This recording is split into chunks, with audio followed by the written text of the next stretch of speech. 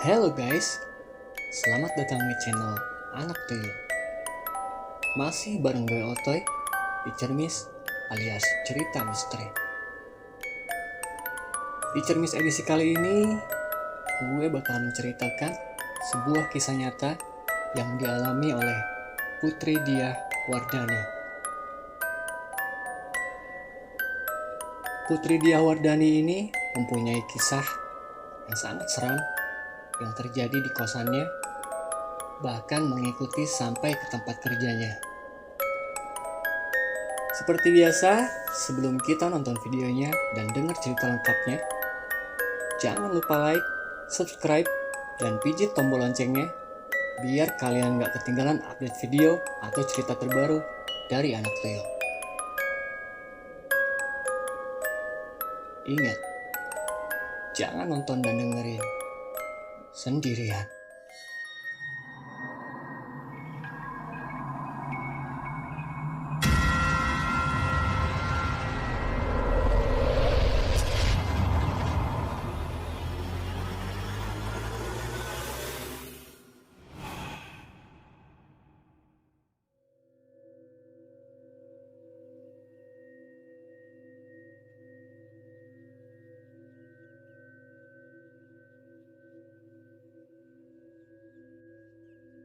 Sekitar tahun 2011 sampai tahun 2012, aku kos di perkampungan dekat salah satu sungai yang terkenal di kota Bandung. Saat itu, aku sendirian dan sedang memikirkan beberapa hal tentang pekerjaan yang membuatku sampai tidak bisa tidur.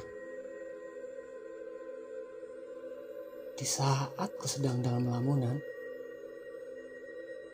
tiba-tiba aku mendengar ada suara ketukan dari jendela. Aku pun terheran karena posisi kamarku berada di lantai 2 dan hanya memiliki balkon kecil di luar. Sehingga sangat tidak mungkin jika ada orang yang mengetuk. Karena untuk bisa sampai ke balkon tersebut, haruslah melewati kamarku terlebih dahulu.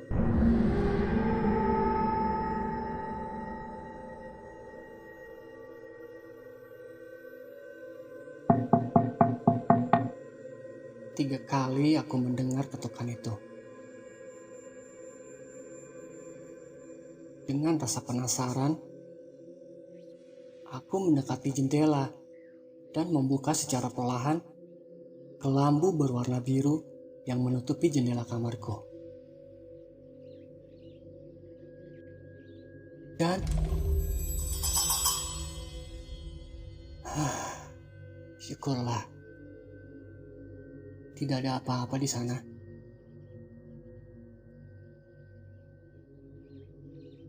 Saat itu, aku tidak menaruh tanaman ataupun hewan di balkon. Lalu aku pun kembali ke kasur dan duduk terdiam. Sambil berpikir, apa dan siapa tadi? Lalu aku mencoba untuk positive thinking.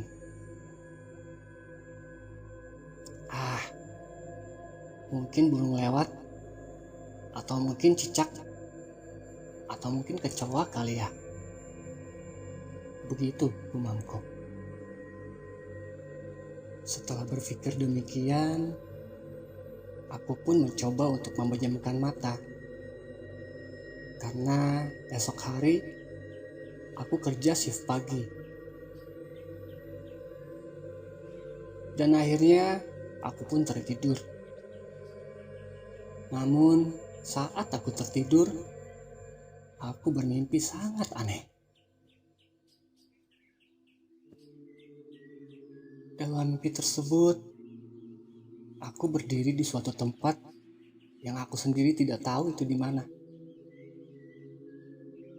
Dan aku melihat sesosok wanita yang aku tidak kenal. Sosok wanita dengan rambut panjang terurai sampai lantai. Wajahnya biasa saja layak wanita Indonesia, dengan pakaian kemeja putih dan rok berwarna hitam, tetapi tanpa memakai alas kaki. Aku tidak pernah mengenali wanita ini sekalipun. Dengan perasaan heran, aku mencoba melakukan berinteraksi. "Kamu siapa?" tanyaku. Lalu wanita itu hanya tersenyum. Namun, lama-kelamaan, astaga! Senyumnya melebar sehingga merobek pipi sampai ke ujung telinganya. Dan aku mendengar suara tawa cekikikan yang sangat lantang. Kontan saja, aku berlari ke arah belakang dan sangat kencang. Sampai kakiku tersandung dan aku terjatuh.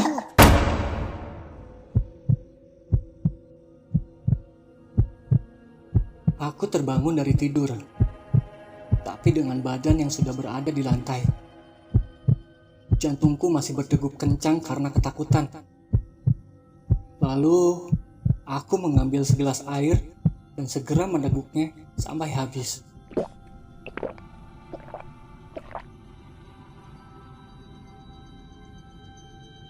Aku pun menyimpan gelas tersebut, dan aku melihat jam baru menunjukkan pukul 2 pagi. Badanku terasa sakit dan pegal di bagian pundak. Aku pun kembali ke kasur dan mencoba untuk memejamkan mata kembali. Namun, tidak lama kemudian, tiba-tiba aku tidak bisa bergerak. Badanku seperti ada yang menahan dari atas, dan aku tidak bisa berbicara.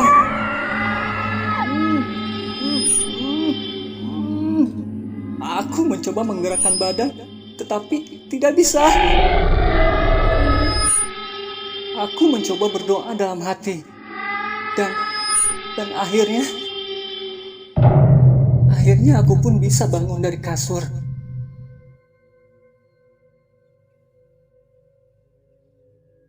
Untuk menghilangkan rasa ketakutan dari kejadian itu, akhirnya aku pun menyalakan televisi supaya kamar tidak terasa sepi. Lalu, aku pun terlelap dengan posisi duduk di depan televisi.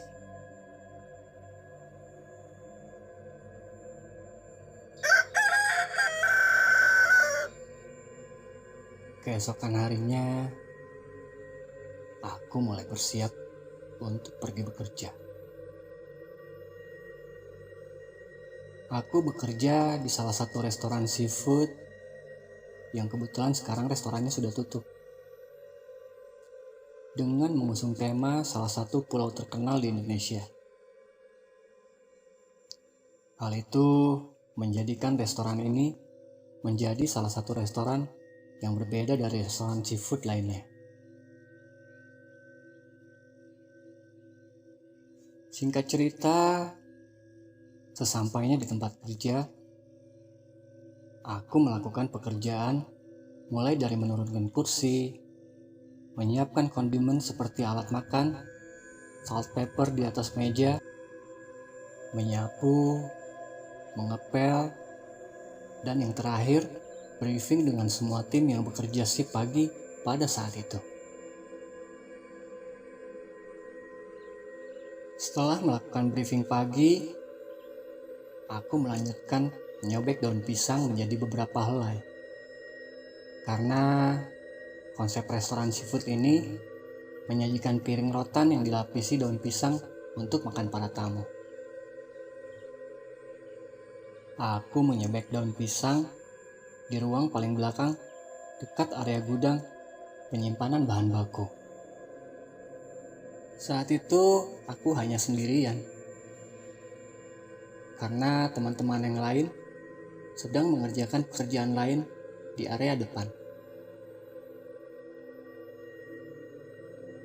Aduh, pundakku kenapa ya? Kok pegel?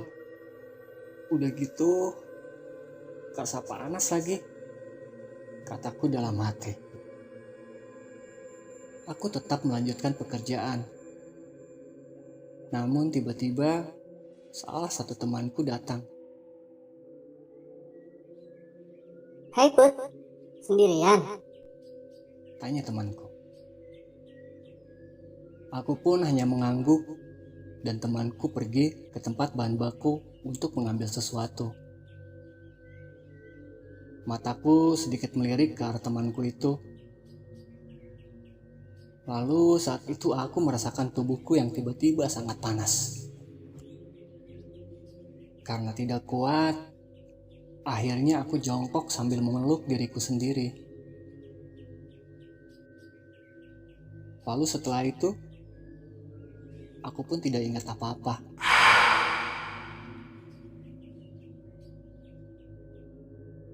Entah berapa lama aku tak sadarkan diri. Akhirnya aku pun siuman. Aku membuka mata dan posisi tubuhku sudah terlentang di atas kursi yang berada di lantai 2. Aku melihat sekeliling. Teman-temanku semua berkumpul. Aku bangun sambil memegang kepalaku yang sedikit pening, lalu duduk. Put, are you okay? Tanya manajerku dengan suara risau. Ya, I'm good. Ada apa ya, Pak? Tanyaku pada manajerku. Aku belum mendapatkan jawaban dari manajerku itu. Tiba-tiba ada seorang ustadz yang datang menghampiriku dan membawa segelas air mineral, dan beliau didampingi oleh security. Lalu teman-temanku menjauh dan membiarkan Pak Ustadz mendekatiku.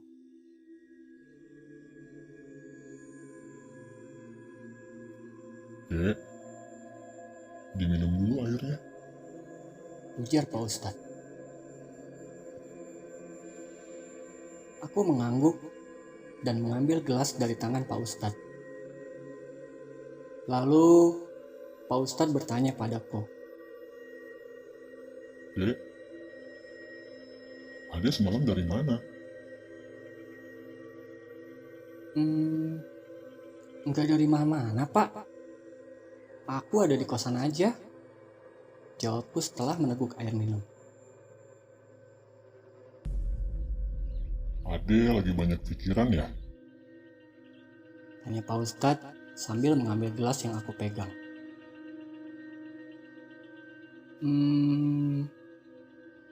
Aku tidak menjawab pertanyaan Pak Ustadz. Lalu Pak Ustadz bilang kepada salah satu temanku untuk mengajakku selalu berinteraksi. Jangan sampai aku melamun ataupun dibiarkan sendiri. Karena banyak makhluk halus yang menyukai karakter seperti aku ini. Mendengar perkataan itu, aku langsung menyadari bahwa aku habis kerasukan makhluk halus. Lalu Pak Ustadz menyarankan untuk aku dibawa pulang ke rumah karena akan lebih tenang jika bersama dengan orang tua. Lalu Pak Ustadz pun pergi. Melihat aku yang sudah mulai membaik, teman-teman mulai mengerumuni dan menceritakan bagaimana keadaanku saat aku kerasukan tadi. Put, kamu tadi di belakang itu jongkok. Terus kayak memeluk diri sendiri. Udah gitu, kamu ketawa cekikikan. Aku kaget habis ambil barang di gudang lihat kamu kayak gitu. Pas aku pegang, kamu makin kenceng cekikikannya. Aku takut. Terus aku panggil yang lain. Jelas temanku yang tadi ke gudang belakang. Setelah panggil yang lain, kamu semakin meronta-ronta gak jelas di lantai, sambil ketawa-ketawa. Teman-teman yang lain mencoba membacakan doa, tapi gak mempan, Put. Malah ketawanya makin kenceng. Udah gitu, Pak Manajer menggendong kamu, terus bawa kamu ke lantai 2. Lanjut temanku dengan sangat antusias. Menurutnya, aku sangat lepas kendali dan meronta-ronta saat digendong oleh Pak Manajer. Dan hampir mencakar muka Pak Manajer. Aku dibawa ke lantai 2 dan dibaringkan di kursi, tapi makin menjadi-jadi. Aku menyumpahi semua orang yang ada di sana dengan kata-kata yang kasar sambil tertawa dengan keras dan dengan mata melotot tanpa berkedip. Habis itu, Put, kamu minta kopi hitam. Kita semua di sini heran kan? Kita tahu kamu gak suka kopi. Lah, ini kok malah minta kopi hitam? Jelas temanku itu. Aku memang melihat cangkir yang berisikan ampas kopi hitam di meja dekatku duduk. Terus, aku minum kopi itu. Tanyaku pada teman-teman. Iya, Put. Sampai habis sekali teguk. Padahal itu panas loh. Jelas temanku itu. Temanku juga bilang, saat aku kerasukan makhluk halus itu mengatakan bahwa dia datang dari jauh, dari gunung. Dan saat lewat melihat aku sedang melamun, makanya diikuti. Sepertinya makhluk itu juga yang mengetuk jendela dan masuk ke mimpiku semalam.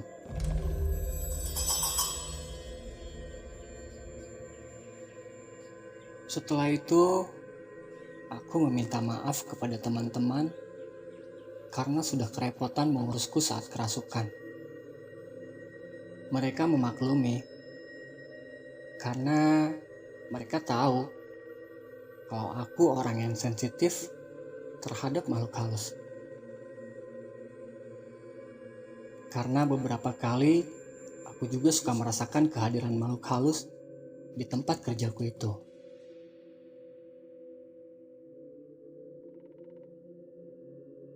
Akhirnya aku pun pulang diantarkan oleh Pak Manajer dan teman-teman ke rumah.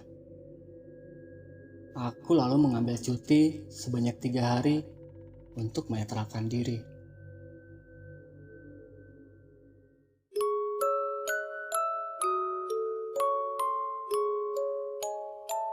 Sekian dulu cerita misteri di Anak Tuyul edisi kali ini.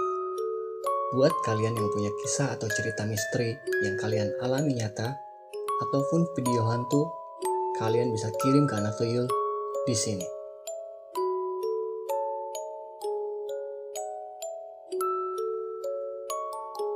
Oke guys, terima kasih sudah mampir. Sampai ketemu di cerita misteri selanjutnya. Pasti ada hikmah di setiap kejadian. See you guys.